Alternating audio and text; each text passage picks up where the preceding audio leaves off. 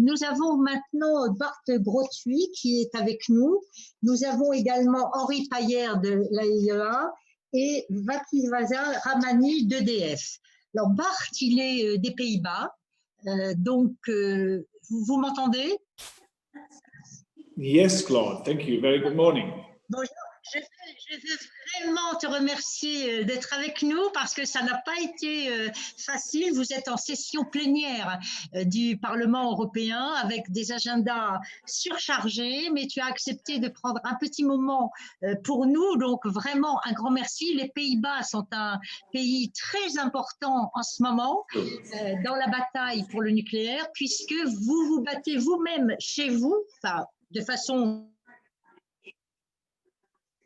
moins conflictuel, je crois, pour renouveler votre parc avec le projet de 3 à 10 centrales.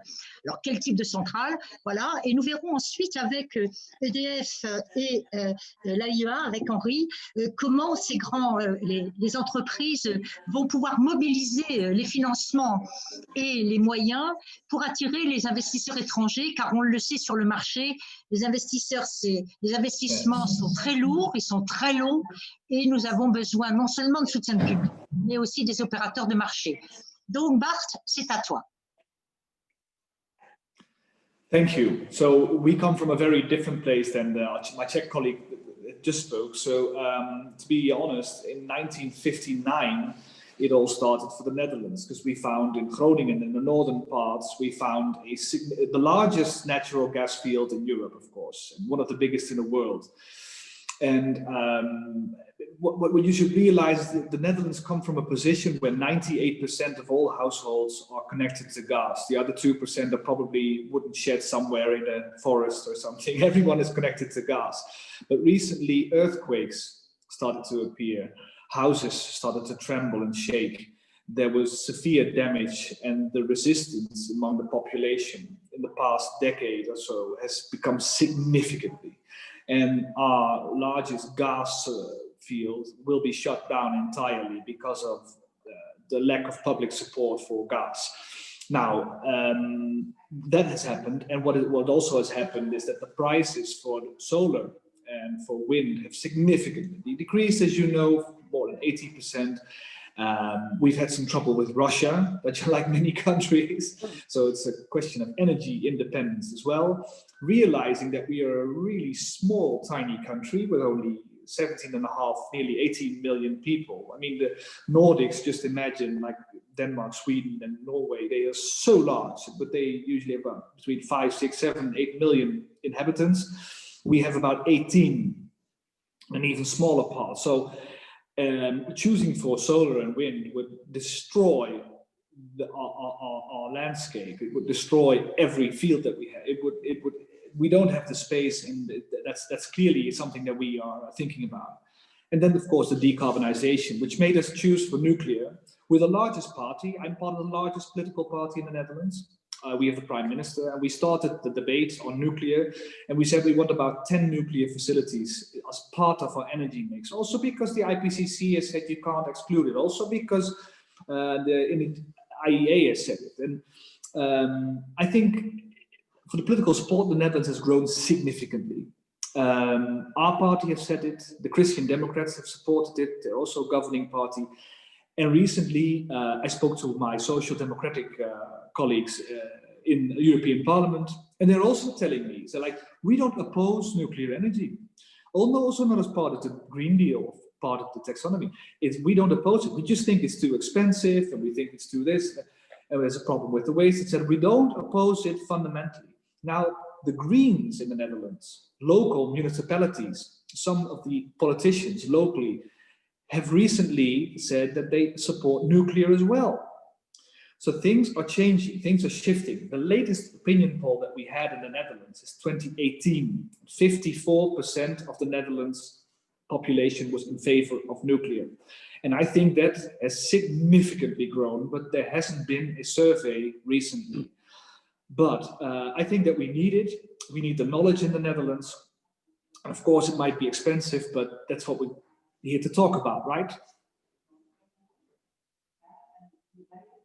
Claude, we can't hear you. Oui, et alors, Vous avez certains parlementaires européens, je pense à Rupert Roos ou bien Jan Huitema ou encore Dark Epping, ont signé la pétition pour le nucléaire dans la taxonomie.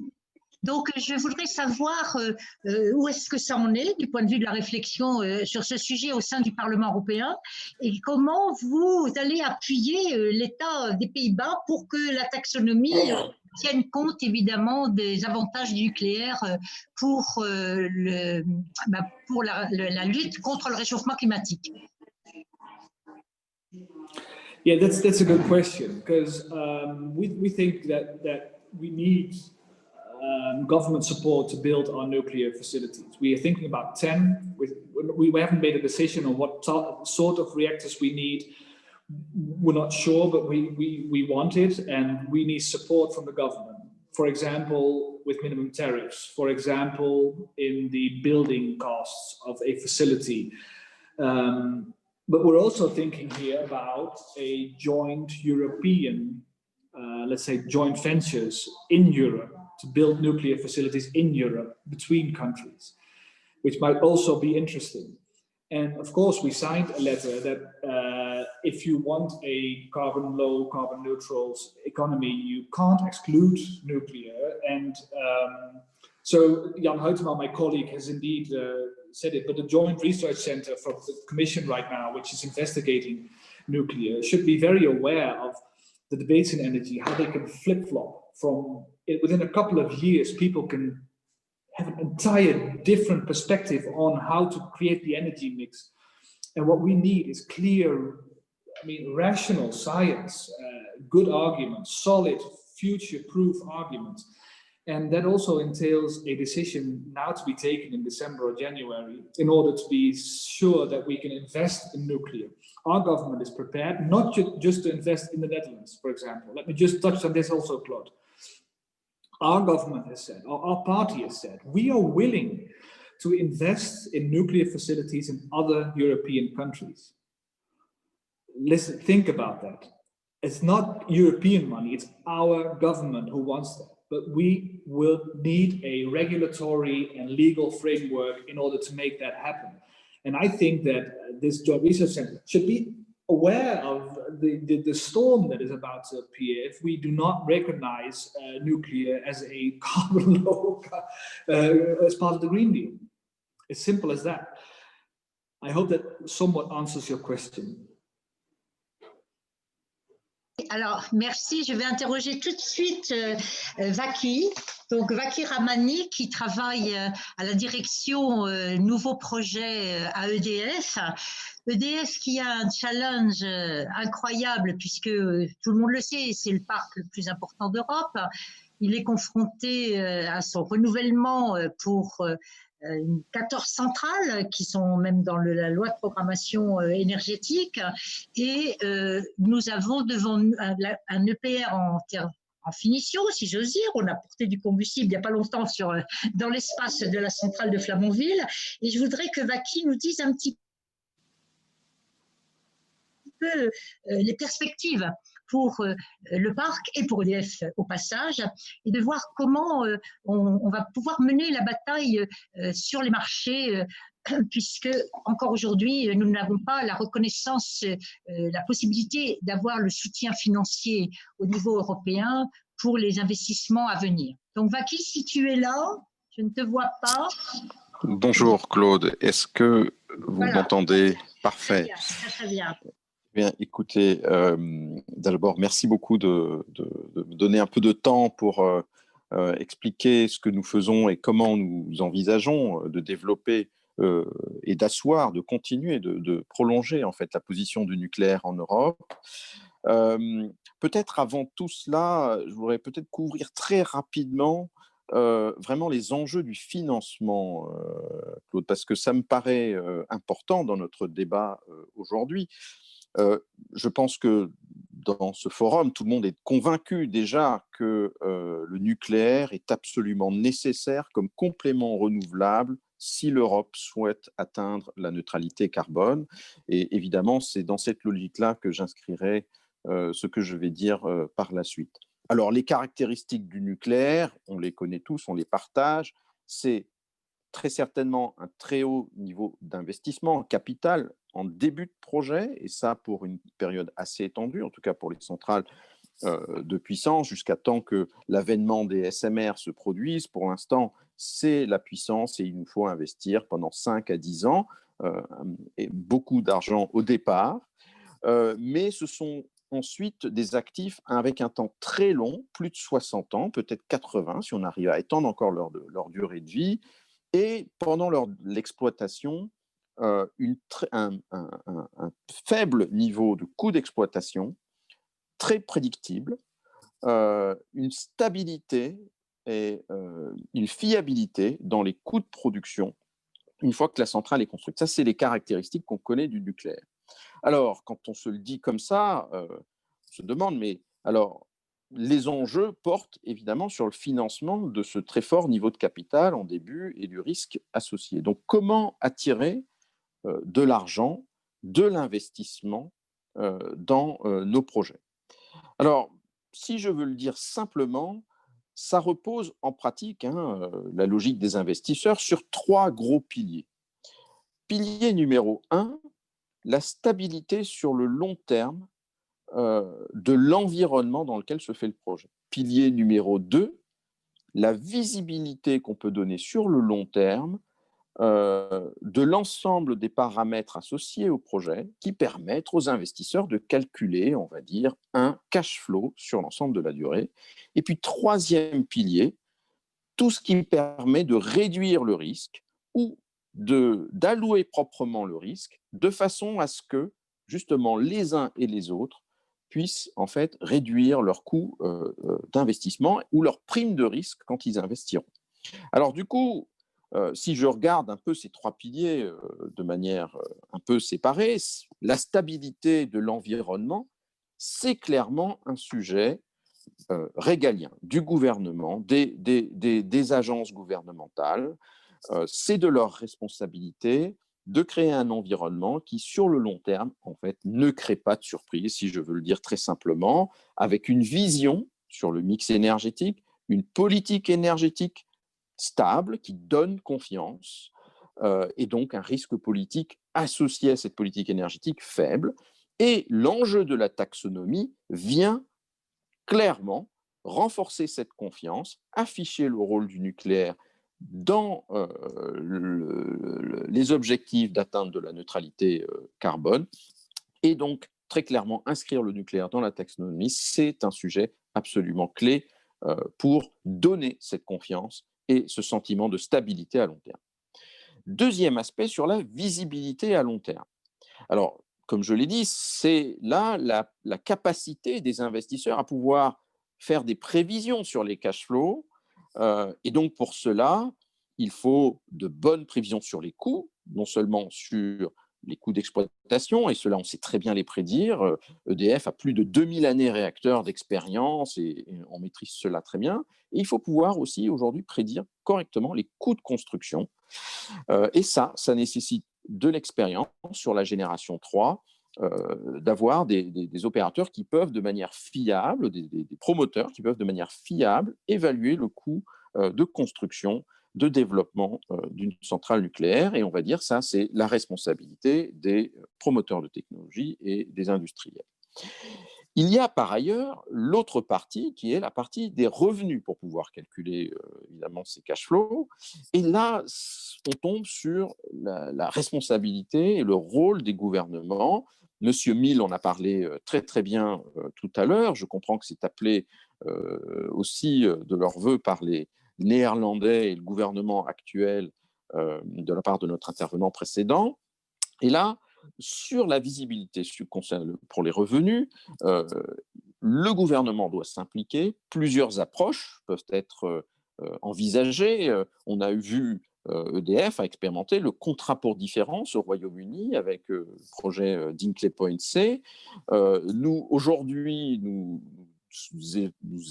encourageons le gouvernement britannique à regarder un modèle qui s'appelle Regulated Asset Base, ou base d'actifs régulés, qui permet en fait de rémunérer correctement un niveau de risque raisonnable, équitable l'investissement qui aura été effectué, le risque qui aura été pris avec une intervention du gouvernement de manière régulée.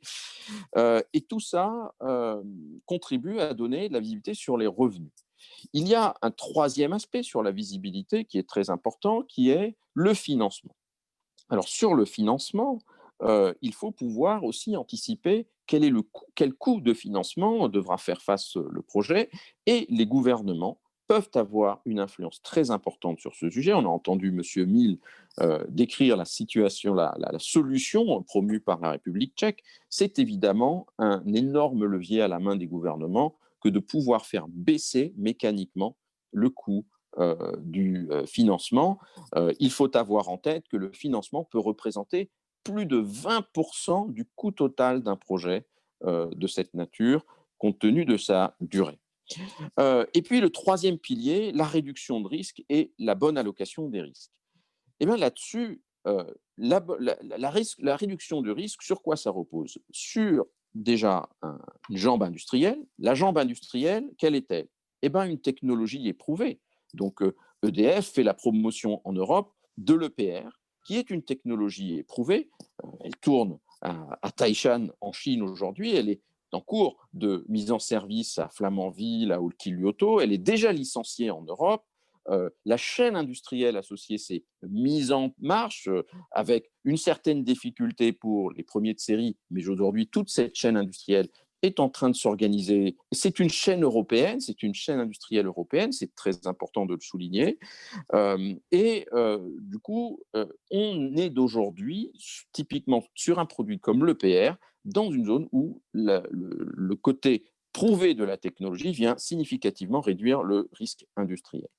Du côté du financement, on en a parlé juste avant, l'intervention, le modèle proposé par les gouvernements peut permettre de significativement réduire ce qu'on appelle le taux de retour qui est utilisé pour évaluer l'investissement. Et ça vient énormément améliorer le business case de façon générale. Et enfin, sur l'ensemble, il s'agit aujourd'hui, tout le monde voit bien que la Chine affiche des performances extraordinaires d'un point de vue construction, développement, mais il n'y a pas de miracle. Il y a cette performance parce qu'ils ils ont développé, et d'ailleurs avec l'appui d'EDF, une flotte, des projets sur les 30 dernières années.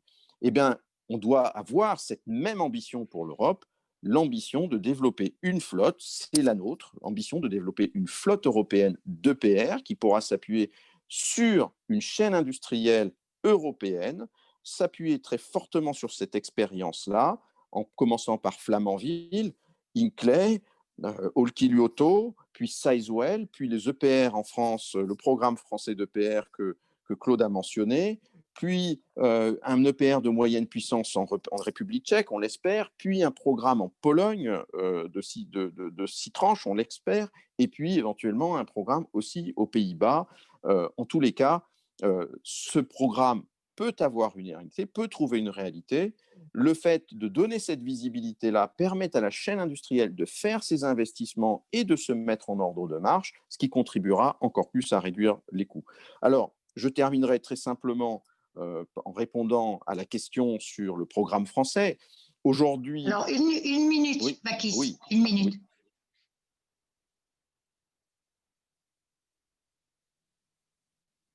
Oui, c'est bon, je peux terminer mon propos? Oui, tu peux terminer ton propos, mais une minute. Oui, très bien. Alors, donc pour terminer mon propos, le programme français, il est aujourd'hui en cours d'instruction. EDF doit remettre à la demande du gouvernement un dossier pour décision mi-2021 et nous nous sommes organisés pour cela. C'est un programme de 3 paires, 2 paires, et nous anticipons qu'une telle décision pourrait être prise après les élections présidentielles de 2022. Évidemment, nous nous mettons en ordre de marche et nous nous organisons pour répondre à un tel programme en suivant le processus démocratique qui donne aujourd'hui la voix à tous, mais nous sommes très confiants sur notre capacité à proposer un programme qui fait sens d'un point de vue industriel, qui fait sens d'un point de vue économique, qui fait sens d'un point de vue vraiment au sens de la société, hein, dans le sens dans lequel elle va, et qui, derrière, permettra de répondre à tous les enjeux. Nous engageons ce débat-là avec grande confiance et grand engagement. Voilà, Claude. Merci beaucoup. Un grand merci, Makis. Alors, il va falloir être très, très offensif, hein, parce qu'on va aborder la campagne électorale. Le sujet ne sera peut-être pas au cœur de la campagne, c'est reporté pour après, certainement, parce que le gouvernement, je ne sais pas s'il prendra le risque d'affronter son opinion publique, il le devrait, parce que nous avons quand même des atouts à faire valoir. Mais bon, on verra s'il en a le courage. Mais ce que je voulais dire aussi pour la chaîne européenne, qui est très intéressante, c'est une vieille idée que nous avons de construire une filière industrielle nucléaire européenne. Tu as cité beaucoup de pays, sauf que à l'intérieur des pays, les technologies sont différentes, mais aussi les investisseurs, parce que la France est dans beaucoup d'endroits, mais les Russes aussi aujourd'hui. Donc, je pense qu'on devrait peut-être beaucoup plus intégrer la Russie, pourquoi pas, comme un acteur européen dans la chaîne de la filière nucléaire, ce que nous devrons faire pour le Royaume-Uni d'ailleurs, puisqu'il sort de l'Europe. Donc, je ne te demande pas de répondre, c'est une réponse qu'on aura peut-être tout à l'heure dans le sujet de la coopération avec les pays voisins. Et je voudrais passer la parole à Henri Paillère, qui vient de la IEA, et qui me faisait remarquer en préparant le colloque que sans signaux des États et de l'Union européenne, les investisseurs, ce sera vraiment très mauvais pour les investisseurs étrangers de venir sur notre marché. Donc, Henri, je ne sais pas si tu es là, Henri Paillère. Oui, oui. Est-ce que vous m'entendez?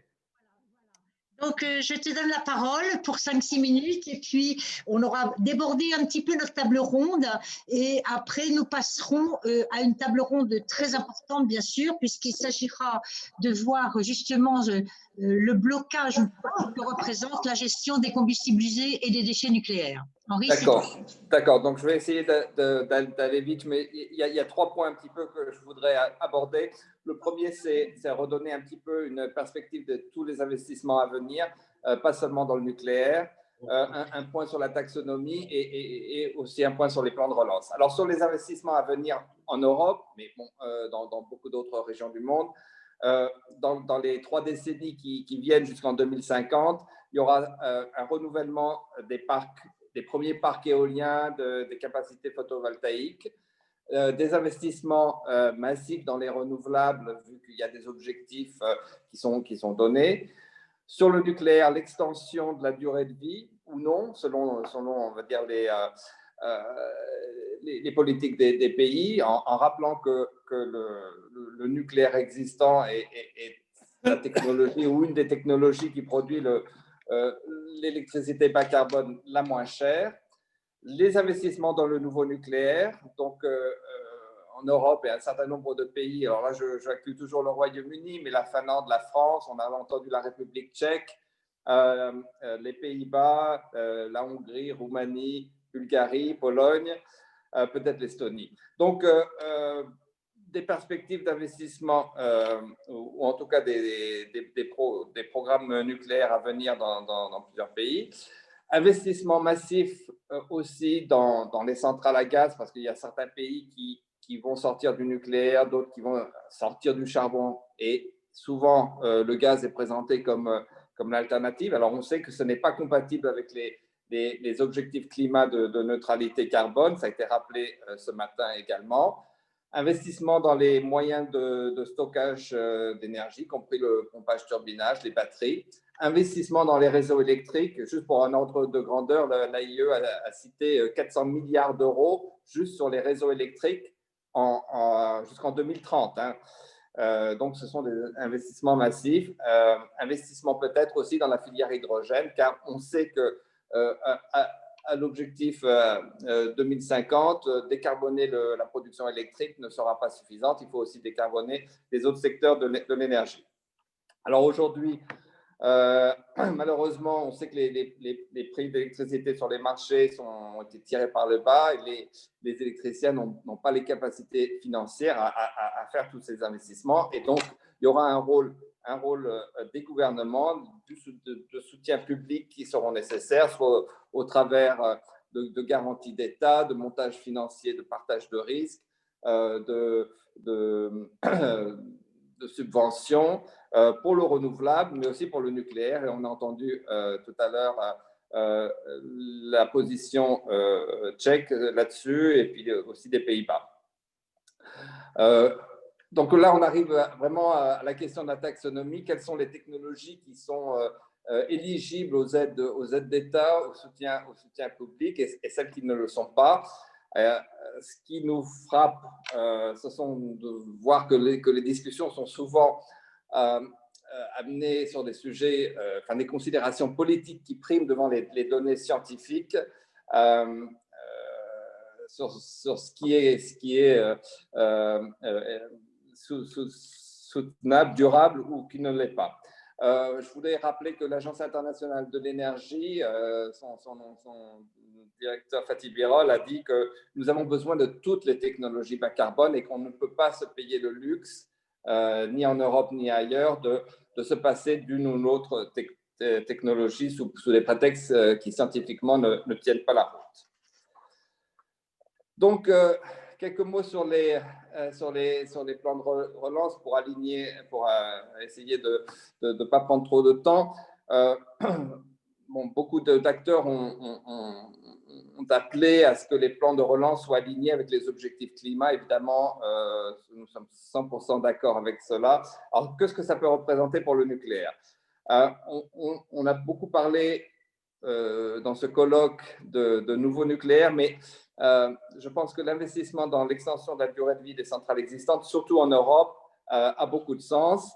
On a rappelé que l'électricité des centrales amorties est une électricité bas carbone pas chère. Un investissement dans l'extension de durée de vie, le LTO, Long Term Operation, c'est 20 ans d'électricité bas carbone ou peut-être même plus. Et ça, ce sont les mêmes durées que les investissements dans l'éolien ou dans le solaire. Il y a des impacts bénéfiques sur l'emploi, sur l'industrie, la supply chain. C'est relativement facile à mettre en œuvre et on a une expérience. Et le risque surtout, c'est que si on n'investit pas dans l'extension de la durée de vie, l'Europe va perdre une grosse partie de sa capacité bas carbone dans 2 ou 3 décennies. Investissement dans le nouveau nucléaire, dont plusieurs intervenants ont parlé aujourd'hui. Alors, c'est un investissement plus massif, mais comme l'a rappelé Vakis, on investit sur des moyens de production bas carbone qui vont couvrir le reste du 21e siècle. Des investissements groupés permettraient de bénéficier d'effets de réplication et donc d'économie. Le nucléaire, c'est aussi l'investissement dans la R&D et l'innovation, les réacteurs avancés, les petits réacteurs modulaires, les matériaux, les techniques de construction, le digital, l'expertise, pour rester compétitif vis-à-vis d'autres concurrents. Et d'ailleurs, je voulais signaler que le plan de relance français prévoit une petite partie de soutien sur ces investissements dans la R&D et l'expertise. Investissement dans la production d'hydrogène. On a beaucoup parlé d'électricité, mais c'est vrai que si on veut réussir nos objectifs climat, il faudra décarboner les autres secteurs de l'énergie. Alors moi, personnellement, je suis assez intéressé par le potentiel que l'hydrogène peut avoir, mais encore faut-il pouvoir le produire sans émission de CO2. Et là, on retrouve un petit peu les mêmes considérations politiques qu'on observe sur les choix des technologies pour produire de l'électricité. On entend dire que l'hydrogène ne peut être produit ou ne doit être produit que par de l'électricité venant des renouvelables. Or, de l'électricité produite par de l'hydrogène produite par de l'électricité nucléaire a beaucoup de sens. Il peut y avoir des facteurs de charge beaucoup plus élevés qu'avec des technologies intermittentes. Donc là aussi, ne pas exclure sur des considérations politiques. Et enfin, je vais conclure là-dessus, Le nucléaire est un secteur industriel important en Europe. On a entendu Cécile Arbouille ce matin du GIFEN, le représentant du Forum nucléaire belge, Vakis, dans l'intervention précédente. Donc, on sait qu'il y a des acteurs du nucléaire très importants en Europe. Alors que dans d'autres secteurs comme le photovoltaïque ou même les technologies de batterie, l'Europe est plutôt à la traîne. Donc, investir dans le nucléaire aurait du sens, a du sens, car c'est aussi garantir des retombées économiques en Europe. Et ça, c'est ce qui est attendu des pays des plans de relance. Donc, le message, ne pas exclure, mais inclure le nucléaire, ça sera gagnant-gagnant pour l'Europe. Un grand merci, Henri. Un grand merci, c'est la course. Donc, il est 11h10. Je crois qu'on se débrouille pas si mal. Hein. Moi, ça m'a angoissé, cet agenda.